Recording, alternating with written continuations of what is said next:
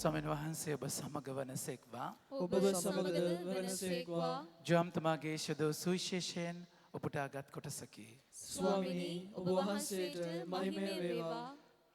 පේදුරු හැරී ජේසුස් වහන්සේ ප්‍රේම කළා වූද රාත්‍රී භෝජනයේදී උන්වහන්සේගේ ලයෙහි හාන්සි වී සිට ඔබ පාවා දෙන්නේ කවරෙක් දැයි ඇසුවා වූද ශ්‍රාවකයා තමන් පසුපස්සේ නොදිටිය. පේදුරු ඔහු දැක ස්වාමිනී ඔහුට කුමක් වේදැයි ජේසුස් වහන්සේගෙන් ඇසිය. ජේසුස් වහන්සේ මා එනතෙක් ඔහු සිටිනවාට මා කැමති නම් ඔබට මොකටද? ඔබ මා නොවෙන්නැයි වදාළසේක. එනේ ශ්‍රාවකයා නොමැරෙන්නේ යන කීම සහෝදරයන් අතර පතල විය.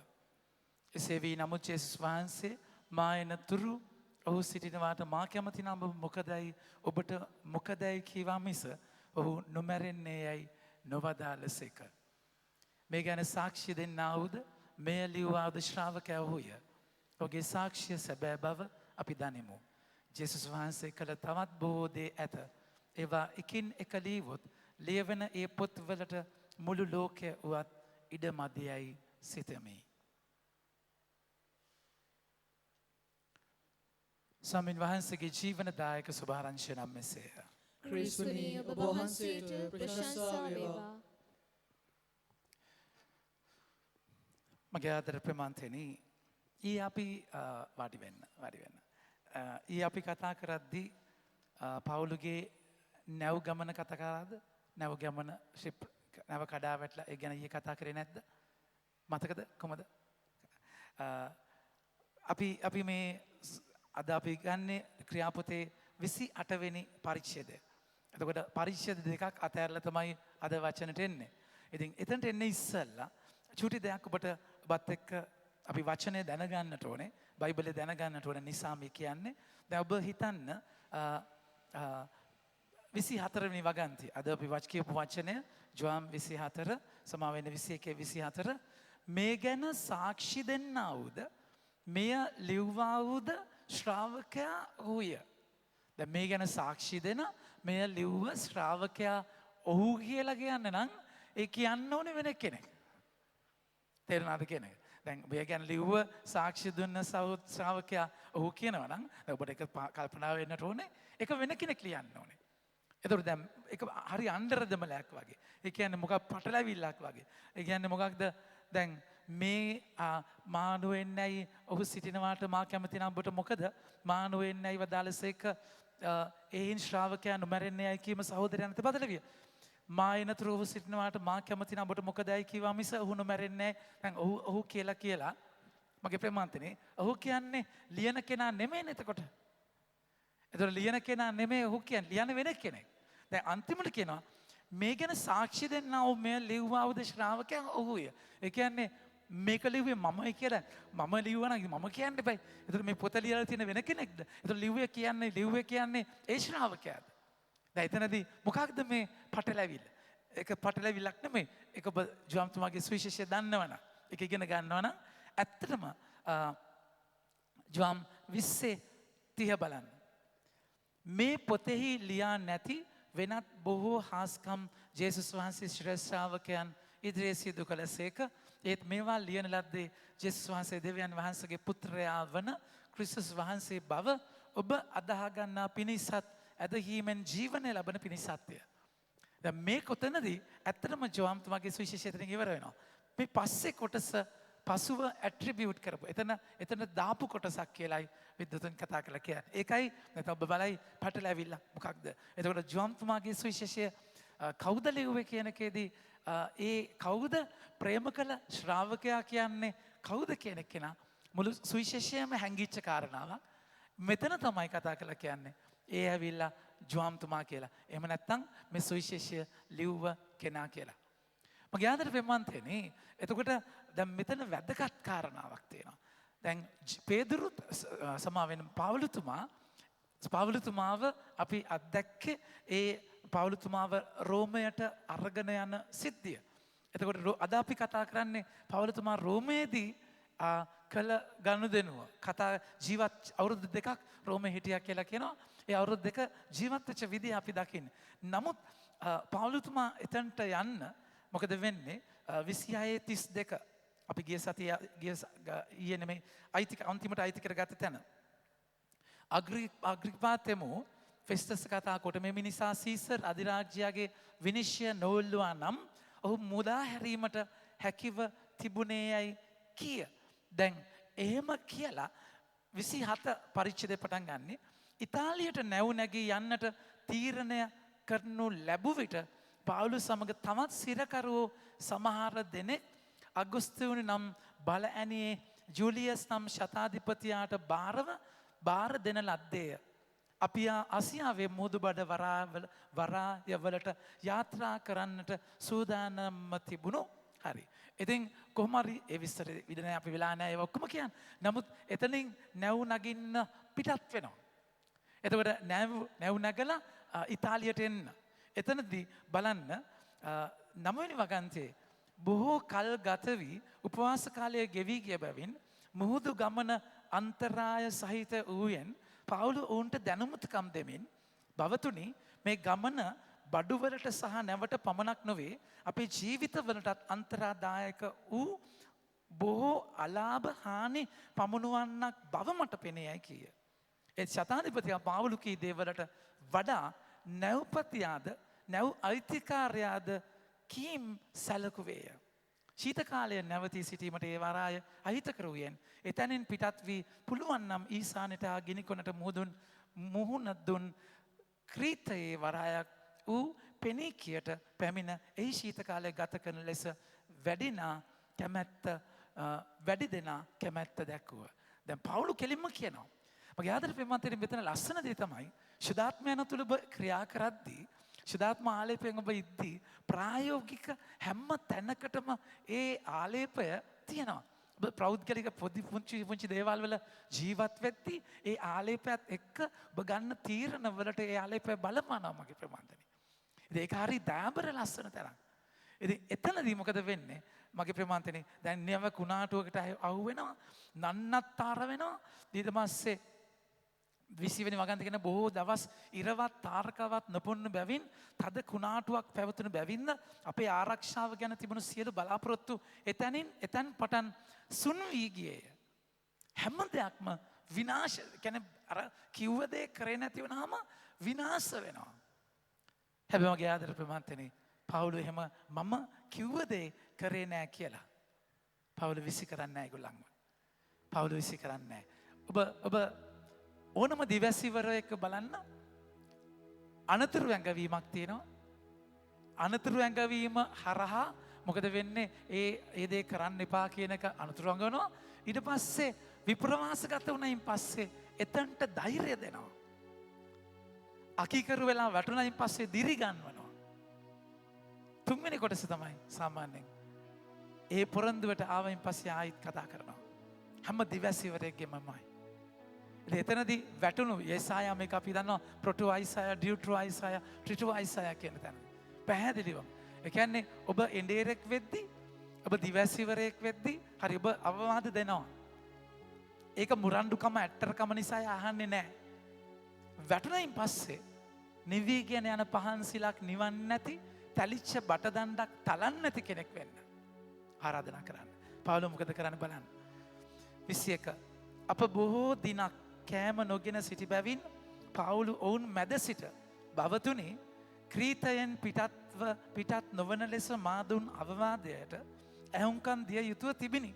එසේ කළේ නම් මෙවැනි අන්තරාවක් හා අලාභයක් පැමිණෙන්නේ නැත. කෙසේ වෙතත් දැන් ඉතින් ධෛර්යවත්ව සිටින ලෙස ඔබට අවවාද කරමි. දැන් O level ඉවර වෙච්ච ගමන් ඉන්නේ නේ. O level විතරනේ. ඕන විභාගෙදී පට පාඩම් කරන්න කියලා බාර කරන්නේ නැති වුණාම රිසල්ට් සරන් ආවයින් පස්සේ අපි මොකද කරන්නේ මොකද කියන්නේ? මම කිව්වා. හරි. පවුලුත් කියනවා මම කිව්ව දේ කරා නම් මෙව වෙන්නේ නැහැ. හැබැයි ඉතින් ඊට පස්සේ ඉතින් විනාශම කරනවා දරුවවනේ. මොකද මම කිව්ව දේ කරේ නැහැ. දැන් ඉතින් ඉවරයි. දැන් අත්කට කියවනවා කියවිල්ලක් කොහමද? ඒ වැරදි ලෙවල් විතරක් නෙමෙයි ජීවිතේ ලෙවල් වලත් එහෙමයි. තේරෙනවද? අර නන්නතර වෙනකම් විනාශ කරනවා. හැබැයි වාඩිතුමා ධෛර්යවත් නැන්නේ. කෙසේ වෙතත් 22 දැන් ඉතින් ධෛර්යවත් සිටින ලෙස ඔබට අවවාද කරමි. මන්ද නැවට මිස ඔබ අතරට ජීවිතහානියක් නොවන්නේ. මා වැඳුම් කිදුම් කරන මගේ දෙවියන් වහන්සේගේ දූතෙක් ඊයේ රාත්‍රියේ මා ළඟ සිට පවුලු බියනවන්න ඔබ අධිරාජ්‍ය ඉදිරියේ සිටින්නටම ඕනෑය. මෙන්න ඔබ සමග නැවෙන් යන සියල්ලන්ගේද ආරක්ෂාව දෙවියන් වහන්සේ ඔබට දුන්සේකැයි කිය. මගේ ආදරේ මන්තනේ පවුලුතුමා ඒ ඇතුළෙත් ස්වාමීන් වහන්සේ එයට කතා කරනවා. තර පවුලුතුමා කියන මාව අධිරාජ්‍යගාවට යන එක සහතිකයි. මම යන්න නැව යන්න ඕනේ. එනිසා ඒ වචනය උන්වහන්සේගේ වචනය ඔබගේ හැකියාව දක්ෂතාව නෙමෙයි. උන්වහන්සේගේ වචනය මට කතා කරපු දෙයක් තියෙනවා. ඒ වචන නිසා යනවා. මගේ ආදරේ විමන්තනේ ගොඩාක් වෙලාවට ඔබට පොරොන්දු වෙන්න බෑ. ඔබගේ පොරොන්දු මම කවදාවත් මෙහෙම කරන්නේ නැහැ. පේදුරුක මම කවදාවත් පාවා දෙන්නේ නැහැ. දන්නේ නැහැ කියන්නේ. ඒක ඔබගේ ශක්තියෙන් වැඩක් නැහැ. ඔබගේ ශක්තියෙන් තේරුමක් නැහැ. එයා ගිය තැනක ස්වාමීන් වහන්සේගේ වචනය දෙවියන් වහන්සේ කරන අය මිනිස්සුවෙන් කරන්න බෑ. ඇයි ගොඩාක් වෙලාවට ඔබගේ පොරොන්දු මම පොරොන්දු වෙනවා මෙහෙම කරන්නේ. ඒවා ගැන සහතිකයක් අපිට නැහැ. එනිසා පවුල කියන්නේ දෙවියන් වහන්සේ කිව්වා මම අධිරාජ්‍ය ගාවට යනවාමයි එහෙනම් ඔබත් මත් එක්ක යනවා. ඊට පස්සේ නව කුණාටුවට අහු වෙලා විනාශ වෙනවා. 30 පහන් වේගන එන විට පවුල ඔවුන් සියල්ලන්ටම කෑම කන්න දී අවවාද කරමින් සියල්ලන්ව කෑම කන්නට අවවාද කරමින් ඔබ කිසිත් නොකා निराහාරව බලබලා සිට අදට 4 වෙනි දවසේ එබැවින් කෑම කන්න මෙන්න ඔබට අවවාද කරමි. මන්ද ඔබගේ දිවි රැක ගැනීම සඳහා එසේ කිරීම අවශ්‍යය. ඔබ කිසිවෙකුගෙන් හිසකේ ගහක් තරමටවත් කිසිත් නැතිනවන්නේ යයි කීය. එක්කෙනෙක්වත් මැරෙන්නේ නැහැ. මගේ ආදර විමතනේ මේ ඇවිල්ලා ජුදා ජාතිකයන් නෙමෙයි හිරකාරයන්.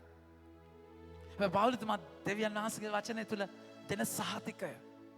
එතන එඬේරෙක් වෙන විදිය. මහා බලගත් විදියට එකයි ඔබගේ මගේ ජීවිතයේ වචන විතරක් නෙමෙයි ඔබගේ ක්‍රියාව ඔබගේ ජීවත් වෙන විදිය දේශනාවක්. අපි මේ ඉන්න තත්ත්වයක් එක්ක අරගලය මේ ව්‍යසනය පීඩාව අස්සේ ඔබට මහා දයාබරව සාක්ෂි දරන දනක්. මට මුකුත් වෙන්නේ දෙවියන් වහන්සේ මම නෙමෙයි දෙවියන් වහන්සේ ඉන්නවා. ඒ අත්දැකීමත් එක්ක කතා කරනවා. මෙසේ කියා රොටි රැගෙන සියල්ලන් ඉදිරියේ දෙවියන් වහන්සේට ස්තුති කොට කඩා කන්නට පටන් ගත්තේ. යුකරිස්ට් සප්‍රසාදය. ඒ කන තැන රොටි කඩා ස්තුති කරලා දෙන්නේ. ස්තුති කරලා දෙන්නේ. ඒක තමයි සප්‍රසාද වහන්සේ. ඒක තමයි සප්‍රසාදේ රොටි තුති පුදා කඩන්නේ ජීවනදායක භෝජනය. මගේ ආදර ප්‍රමාන්තනේ එක වෙන්නම ගැඹුරු අත්දැකීම. ඒ ඉන්න තැන පූජාව තිබ තැන. ඒ ඉන්න තැන පූජා වෙච්ච තැනක් සප්‍රසාදයේ බලය තුළ ජීවත් වෙච්ච තැන. මගේ ආදර ප්‍රමාන්ත වචන කතා කරලා කියනවා. එවිට ඔව් සියල්ලම ධෛර්යමත් වී තුමුද කෑම කෑහ. ධෛර්යමත් වී කෑහ. නැවේ සිටි අපි සියල්ලෝම 270 දෙනෙකි කෑම කෑ සෑහීමට පැමිණි ඔව්හු ධාන්‍ය මුහුදට දමා නැව සැහැල්ලු කළහ. මෙතනින් එයාලා යනවා මගේ ප්‍රමාන්තෙනි. 42 වෙනි වගන්තිය. තවද හිරකාරයන්ගෙන් කිසිවෙකු පීනා පැන නොයන පිණිස ඔවුන් මැරීමට හේවායු අදහස් කළ. ඒ ශතාධිපතියා පාවුලු ආරක්ෂා කරනු කැමතිව ඒ අදහසින් ඔවුන් වළක්වා පීනන්නට පුළුවන් අය පළමු කොට මුහුදට පැන ගොඩට යන්නටත් සෙස්සන්ට ලෑලීවල ආධාරයෙන් හෝ නැවේ කැබලි ආධාරයෙන් හෝ ගොඩට යන්නටත් අනකලය. මෙසේ සියල්ලෝම ගැලවි ගොඩට පැමිණිහ. මගේ චුට්ට පැටලිලා තියෙන ඊයේ මම මේක රිෆ්ලෙක්ෂන් එකට දීපු එකද නැත්නම් ඊයේ දේශනාව කිව්වා? දේශනාව කිව්වේ නෑ නේද? හරි. ඔබ දෙ රිෆ්ලෙක්ෂන් එක දාපු නිසා මේක කිව්වා වගේ නිකන් එතන මට හරියට දේශනා කරගන්න බෑ ඔළුව වැඩ කරද්දී ඒක. සමා වෙන්න. කෙසේ වෙතත්. එතකොට මොකද වෙන්නේ? මගේ ආදර ප්‍රමාන්තේනි දැන් අනිත් හිරකාරයන් මරන්න තීරණය කරනවා. නැව කැඩිලා යද්දි පැනලා යන්න දෙන්න විදියක් නැහැ. ඒ නිසා මරන්න යද්දි එතන නැවපත් එතන එහෙත් ශතාධිපතියාට උන්න පාවුලුව බේරන්න. ඒ නිසා හැම කෙනෙක්ම බේරනවා. හැම කෙනෙක්ම බේරනවා. ඒ පාවුල නිසා බේරෙන්නේ. පවුල් සාතික කරන ඔබ කවුරුත් විනාශ වෙන්නේ නැහැ කියලා. ශුද්ධාත්මයන්ෝ කියද්දී මේ බයිබලයේ වචනම අරගෙන කෝටේෂන්ස් අරගෙන කටයුතු කරන්නේ නැහැ. ජීවිතේ ස්වභාවික තත්වතා තලවලදී ක්‍රියා කරනවා. හැම ජීවිත තැනකදීම ඒකයි උන්වහන්සේ ඔබගේ ජීවිතයෙන් වෙන් කරන්න බෑ. හැම තැනකදීම හැම සිද්ධියකදීම උන්වහන්සේ ඉන්නවා. ඒක මහා දයාබර තැනක් මගේ ප්‍රමාන්තනේ. ඉතින් මොකද වෙන්නේ? මෙසේ ගැලවි එද අන්තිමට එනවා. මෙසේ ගැලවි ගොඩට පැමිණි කල ඒ දීපයේ නම මෝල්ටාවයයි දැනගතිමු. දැන් ගොඩ බිමකට එනවා කොහෙද කියලා දන්නේ නැහැ. මාලිමා නැහැ, GPS නැහැ. දැන් ඇවිල්ලා ඒ මෝල්ටාව. දිවයිනේ වැසියෝ අපට බොහෝ කරුණාව දැක්වුවා. වහින වැස්ස හා ශීතල නිසා ඔහු ගිනි මැලයක් ගසා අප සියල්ලන් පිළිගත්තා. පාවුලු ධර්මටියක් එකතු කර ගින්නෙහි ලූ කල ගිනි රස්නෙට සර්පයෙක් එයින් පිටවී අවුත් ඔහුගේ අතේ එල්ලුණේය. ඒ සතා ඔහුගේ අතේ එල්ලී සිටිනවා දුටු රටවැසියෝ ඒකාන්තෙම මේ මිනිසයා මිනිමරුවෙක්. මොහු මුහුදෙන් ගැලවුණ නමුත් ඔහු ජීවත් වන්නට දෛවයේද නොහරි යයි කියා කතා කරගත්තා.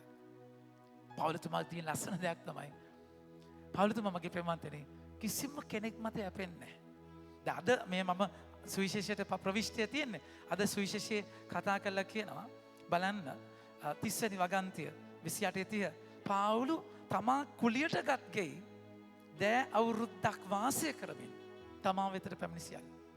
හැමතිස්සෙම පාවුලතුමා එයාගේ දේ අපේ ගත්තා. තමන් කුලියට ගත්තේ. කාගේවත් ගෙදර නතරුන්නේ නැහැ. ඩිපෙන්ඩ් උන්නේ නැහැ මගේ ප්‍රේමන්තනේ. දිරි ගන්නවන එක වෙනස්, දිරි ලබන එක වෙනස්, යැපෙන එක තව දෙයක්. පවුලතුමා කිසි කෙනෙක් යත යැපුනේ නැහැ. හරිම ස්වාධීනව. එතකොට කතා කරන දේ කතා කරන්න හරි ලේසියිනේ. ඔබට කතා කරන ඔබ කාට හරි කඩ යනවා නම් යාට විරුද්ධව කතා කරන්න බෑ. ඔබ කාට හරි ඔබ ගැති නම් ණය නම් එයාට ඔබට කතා කරන්න දෙයක් කතා කරන්න බෑ.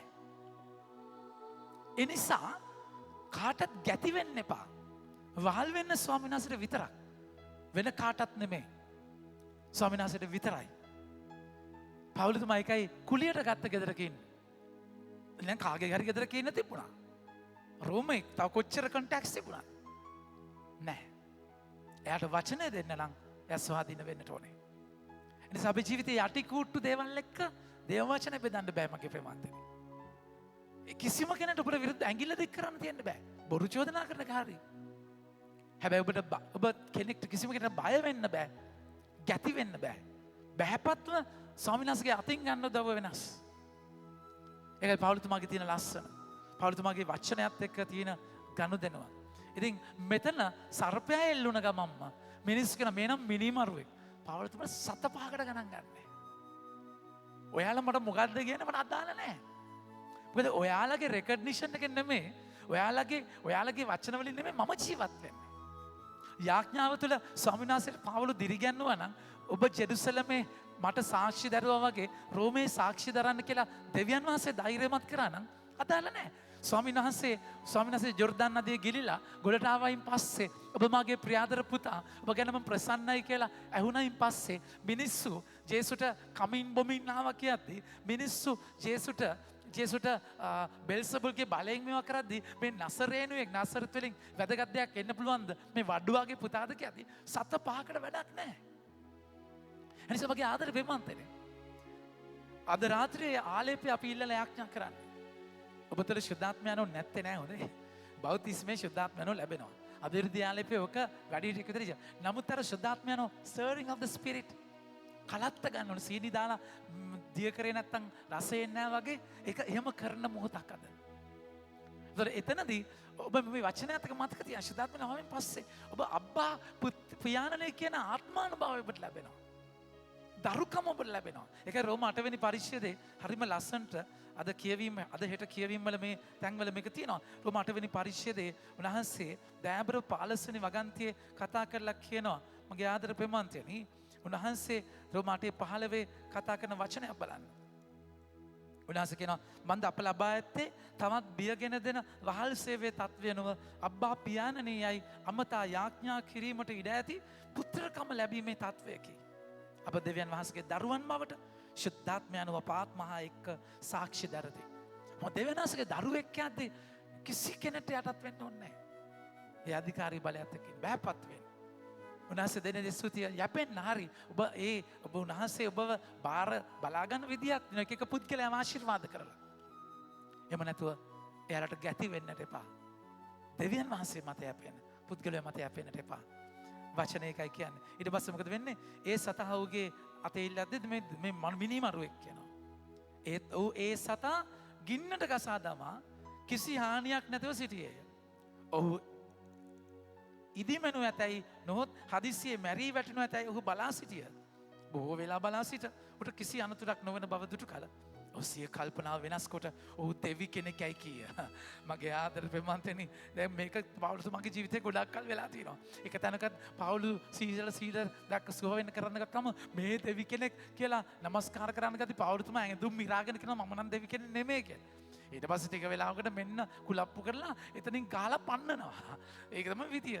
එනිසා මිනිස්සු පුම්බනකොට පිම්බෙන්නත් එපා. මිනිස්සු අධෛර්යයකට ඇකිලෙන්නත් එපා. එනිසා ඔබ මිනිස්සුන්ගේ හුළඟෙන් පිම්බෙන බැලුමක් නෙමේ, ශුද්ධාත්මයාණන්ගෙන් පිම්බෙන කෙනෙක්. ශුද්ධාත්ම හුස්මෙන් පිම්බෙන කෙනෙක්. එතනින් ඔබ ජීවත් වෙන කෙනෙක්. නැතුව පිම්බෙන ඉදිමෙන චරිත නෙමේ මගේ ප්‍රමාදනේ. වචන එකයි කතා කරලා කියන්නේ. ඒ දිවයිනේ ප්‍රධානියා පබ්ලියස් හට අයිති ඉඩම් ඒ අසල තිබුණේය. ඔහු පිළිතුරු පිළිගෙන තුන්වා දවසක් ආදරයෙන් අපට ආගන්තුක සත්කාර කළේය. තවද පබ්ලියස්ගේ පියා උනෙන් හා අතිසාරයෙන් පෙළමින් ඔත්පලව සිටියේය. පවුල ඔහුට අත උන් තැනට ගොස් යාඥා කොට ඔහු පිට අත් තබා හුසුව කළේය. මේ සිදු කල දිවයිනේ අනිත් රෝගීන් පැමිණ සුවය කරනු ලැබුව. ඔහු අපට බොහෝ ගරු සම්මාන කොට අප පිටත් යන කල අපට වමනාදී නැවේ පැටවුවෝය.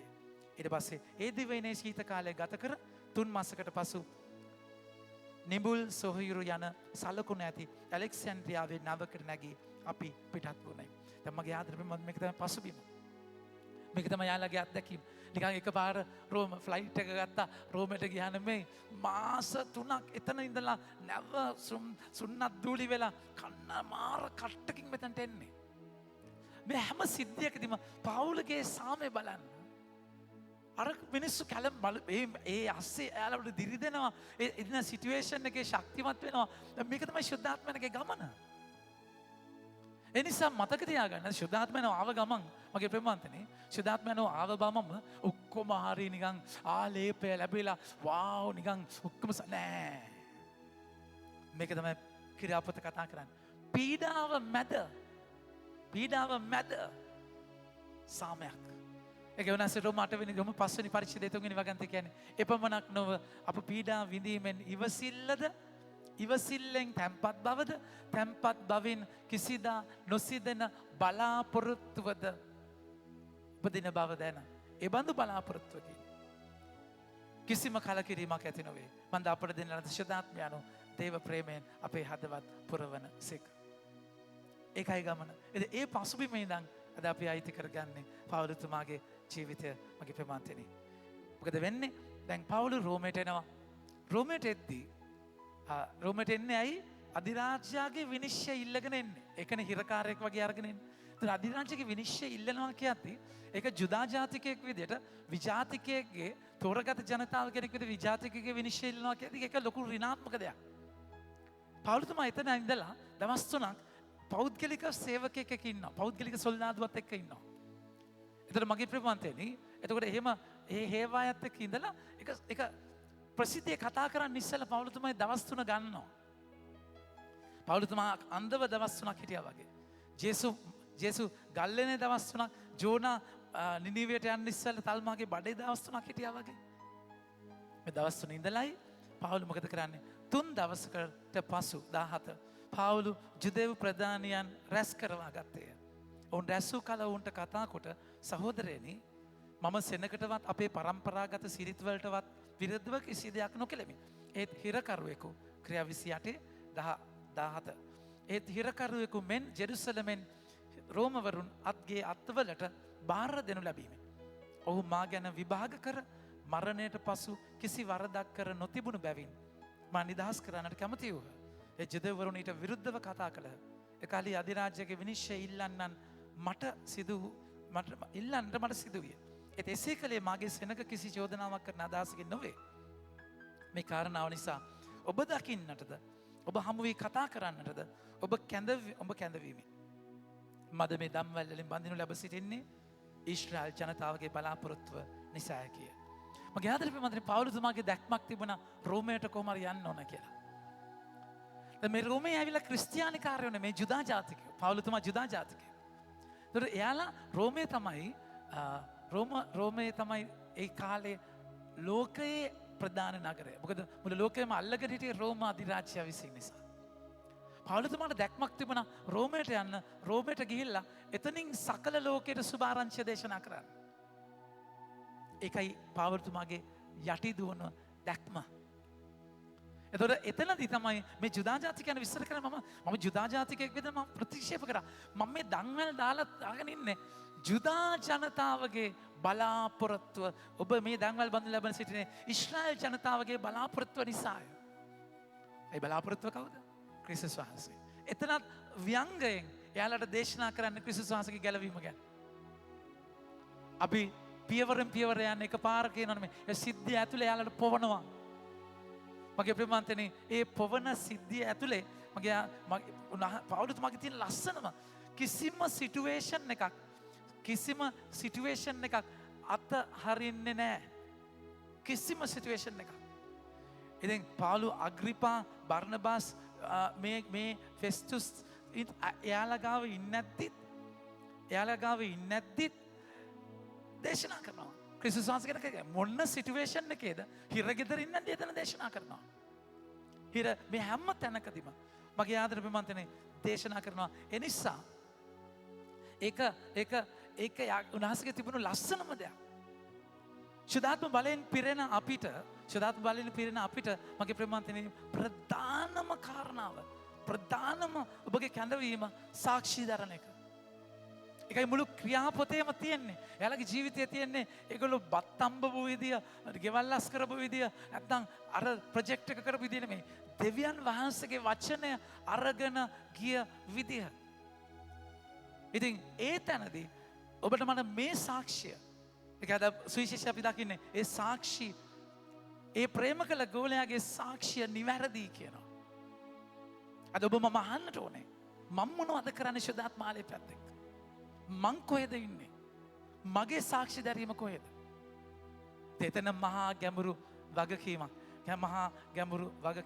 ඉතින් ඒ වගකීම අපේ ජීවිතේ අපි අයිති කරගන්නම වෙනවා. වචනය අවසන් කරනවා. බලන්න පවුලතුමාගේ ජීවිත අත්දැකීම් වචන නෙමෙයි. ඉතින් මොකද වෙන්නේ? දන්වැල් බැදගෙන ඉන්නේ ඒ නිසා කියලා කියනවා. එහෙම විස්තර කරගෙන ගිහිල්ලා 24 බලන්න. ඔහු කී දේ සමහරු විශ්වාස කළ සමහරු අවිශ්වාස කළ. ඒ ඔවුන් අතර මතභේද ඇති වූ බැවින් ඔහු යන්නට ගිය. එසේ යන්නට පෙර පාවුල මේ කරුණ කියා එනම් දිවසීවර යෙසායා මගින් ශුද්ධාත්මන් වහන්සේ ඔබේ පියවරුන්ට කී දේ කොපමණ දැයි ඔබගේ ජනතාව වෙත ගොස් මෙසේ කියන්න. ඔබ අසාසාත් කිසිසේත් තේරුම් නොගත්ත හොය. ඔබ දැක දැකත් කිසි දේ නොපැහැදෙන්න හොය.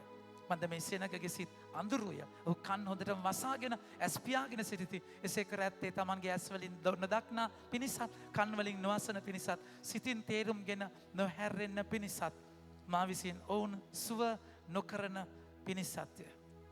කෙලිම යෙසායාගේ කෝට් කරන්න අහන් ඉන්නේ නැති අයට.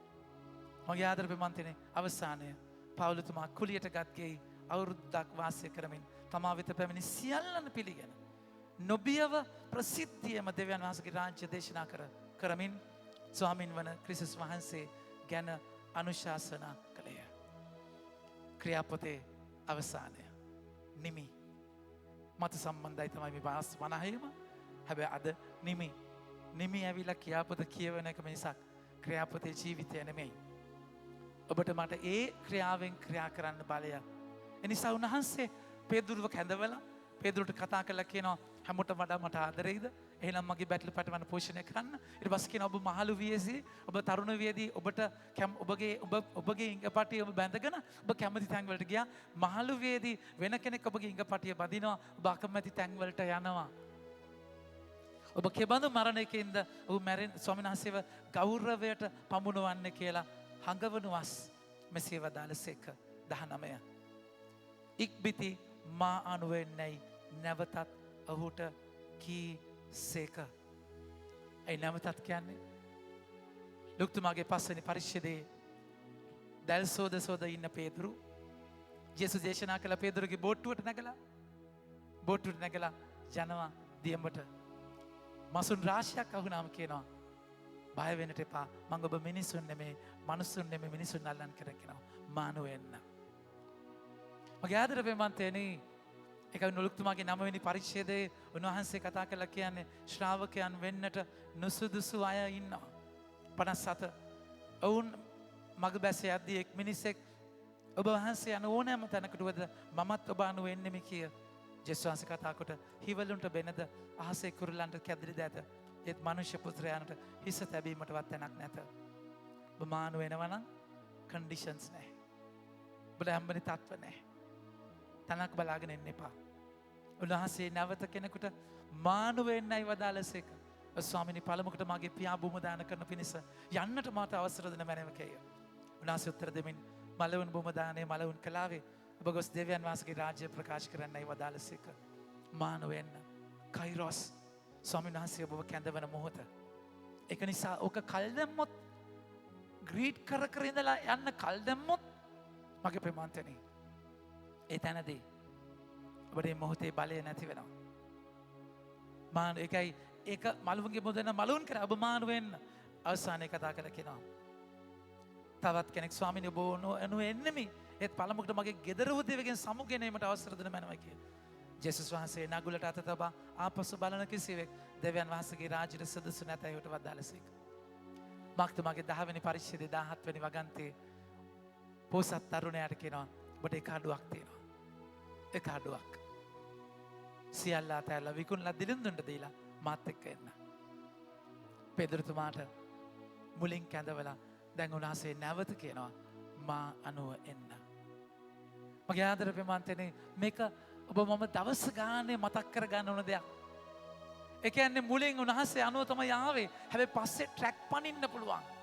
පස්සේ තමුන් හමාටියා වෙන්න පුළුවන්. ඒ නිසා තමයි මේක හරි වැදගත් වෙන්නේ. හරි වැදගත් වෙන්නේ ඔබගේ ජීවිතයේ ස්වාමීන් වහන්සේගේ ફોකස් එක.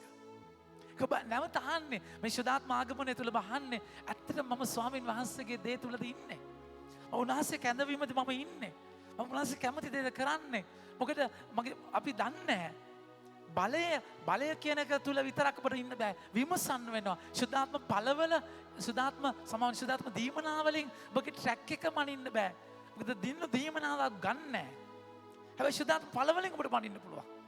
සුදාත්ම ඵල ප්‍රේම ඉවසීම කරුණාව ආත්ම දමනේ නෑ. ඔබ සතෙක් වගේ ජීවත් වෙනවා නම් ගලාති 5 උන්වහන්සේ කතා කරන 19 වෙනි වගන්තිය බලන්න. උන්වහන්සේ ගලාති 5:19 කතා කරන මගේ ප්‍රේමන්තේනේ දේව ආත්මය නැතුව 18ට යන්න. හරි පුතේ 19. මාංශික තෘෂ්ණාවල ඵල විපාක පැහැදිලිය.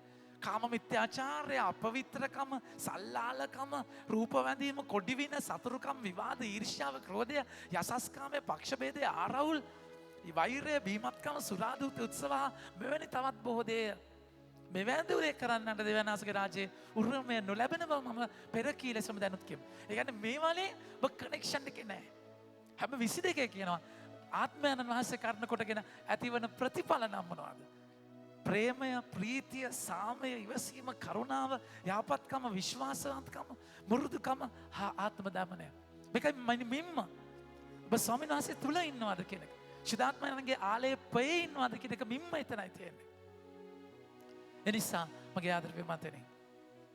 උන්වහන්සේ මේ කැඳවීම තුළ මා අනුව එන්න කියලා කියන්නේ. ඒ ට්‍රැක් එක ආයි බලා ගන්න. නැවත හැම උදේකම බහන්නට ඕනේ. ඇත්තටම මම උන්වහන්සේ කියපු දෙයට මම මේක කරන්නේ.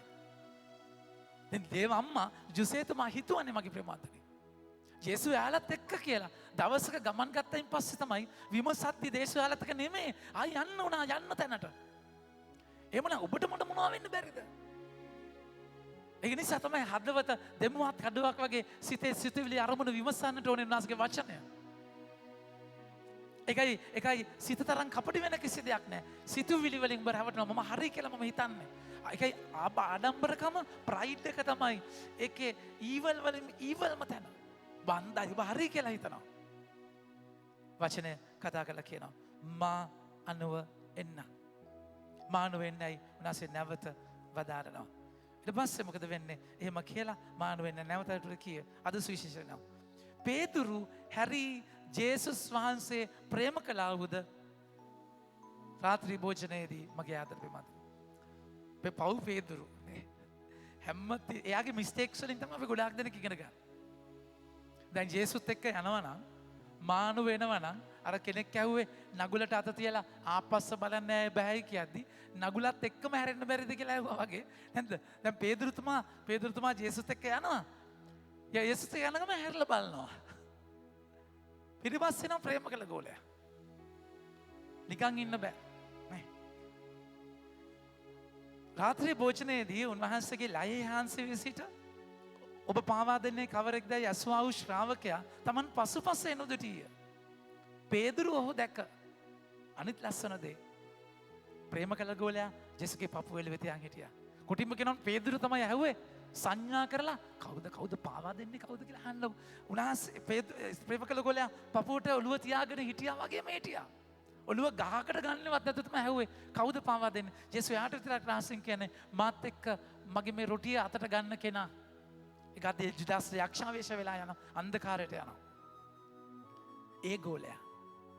දැන් පපුව හේතු වෙලා හිටිය කුරුස පාමුල හිටිය ගල් සොහොන් දෙක දැකලා විශ්වාස කරපු. දැන් මේ ප්‍රේම කළ ගෝලයා එහෙනම් පේදුරුතුමාට වඩා උතුම් වෙන්නට ඕනේ. නෑ. නායකත්වය. ප්‍රේම කළ ගෝලයා යන්නේ පේදුරුතුමාට පස්සෙන්. ඒ සභාවේ ශ්‍රේෂ්ඨයන්ගේ තැන නායකත්වය.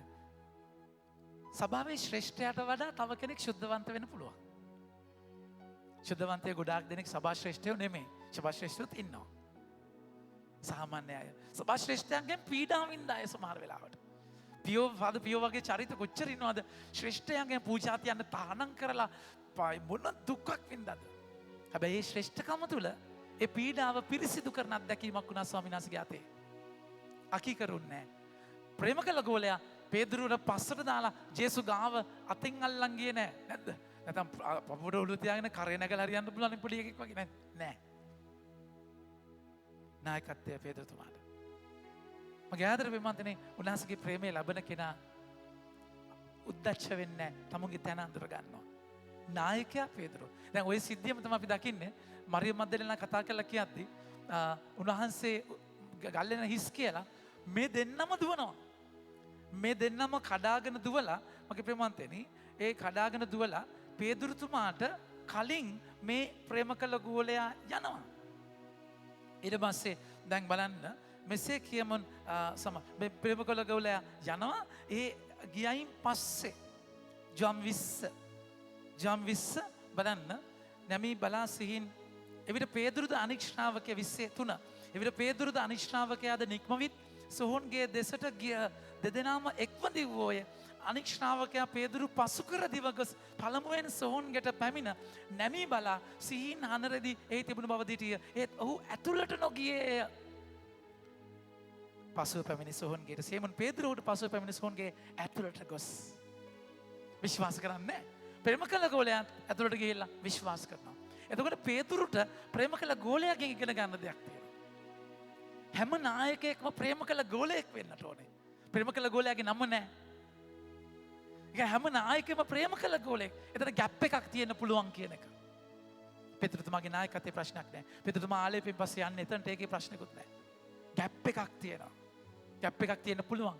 නිසා අපි හැමෝගෙම පරිශ්‍රමය එකයි ප්‍රේම කළ ගෝලයාට නමක් නැත්තේ. ඒ ඔබ මගේ නම වැටෙන්නට ඕනේ. ඔබ මම යන්න තියෙන තැන අයිඩියල් ස්ටේට් එක. ජෙස්ට් එක ගන්න දෙන්නදී. ජෙස්ට් එක ගන්න දෙන්නදී. මගේ ආදර ප්‍රේමන්තනේ ඒ තැනදී ප්‍රේම කළ ගෝලයා මෙතන මොකද වෙන්නේ? පේදුරුට පස්සෙන් යන්නේ. නැවත අපි වද වචනට එනවා. බලන්න ස්වාමීනි මොහුට කුමක් වේදයි ජේසුස් වහන්සේගෙන් ඇසිය. පේදුරු ගතිය තාම ගිහිල්ලා නැහනේ. ඒකයි ශුද්ධාත්ම ආලේපේ ලැබුණයින් පස්සේ තමයි පේදුරුතුමා හරියට එන්නේ. ඒ නිසා අපි කොච්චර දැඟලුවත් අර අපේ ගතිය තාම තියෙයි. ආලේපෙන්නට ඕනේ. ඒ නිසා ශුද්ධාත්මයන් ඉල්ලන එක වෙන කිසි දෙයක් නෙමෙයි උන්වහන්සේ ඉල්ලන්නේ. උන්වහන්සේ පිළිගන්න ඔබගේ ජීවිතේ. ඔබ තුළ එන ආත්මයන් කලත්ත ගන්න.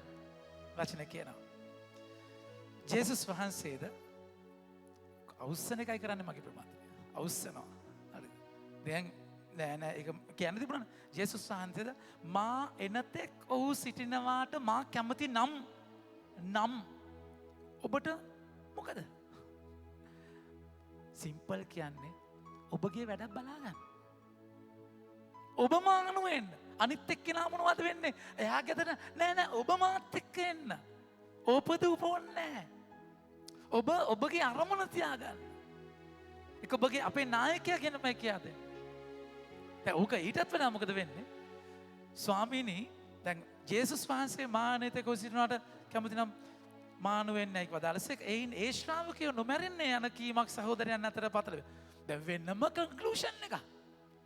ජේසුස් කවදාවත් වෙනම තාම ආත්මයන්ව නැහැනේ මගේ ප්‍රමාන්තනේ. සුද්ධ ආත්මයන්ව නැති වෙනයින් පස්සේ මගේ ප්‍රමාන්ත තේරෙනවද ඔබට? හිතා ගන්න බලන්නේ පාර්ලිමේන්තුව ආයි නැද්ද? ඒ කියන්නේ ඕනම තැනක් සුද්ධ ආත්මයන් නැත්තම් හෙන්නම චොර හොඳේ.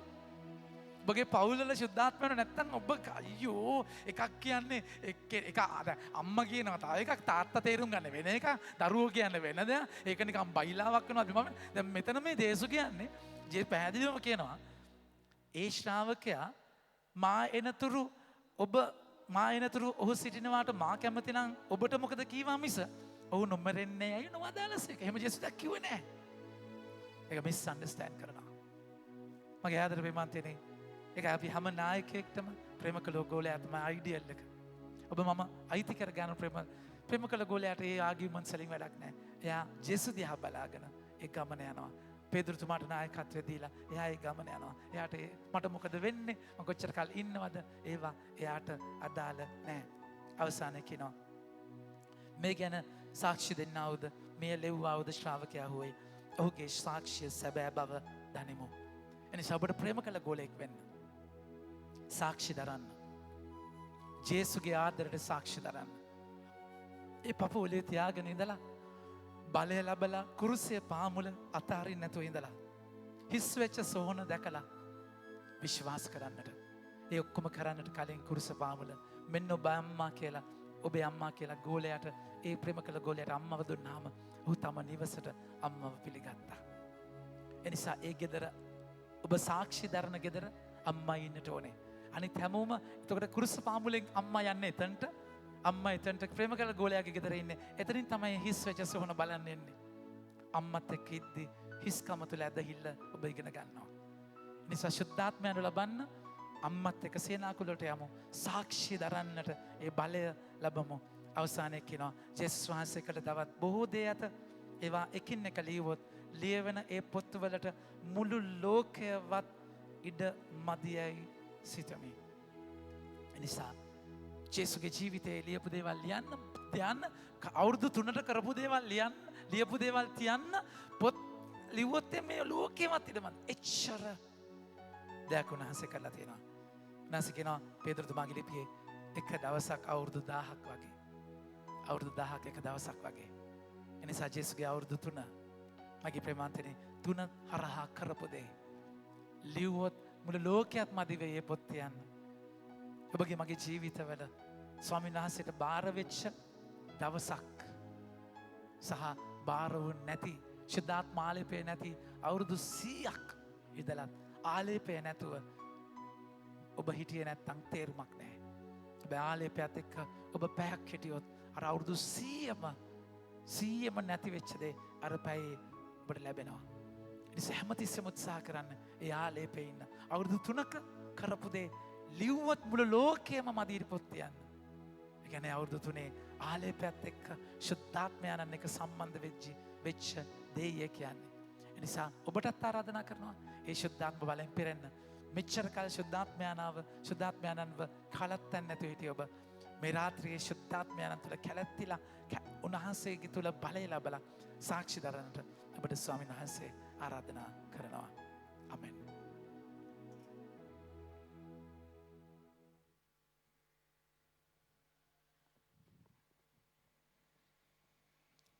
පන්රපිදීම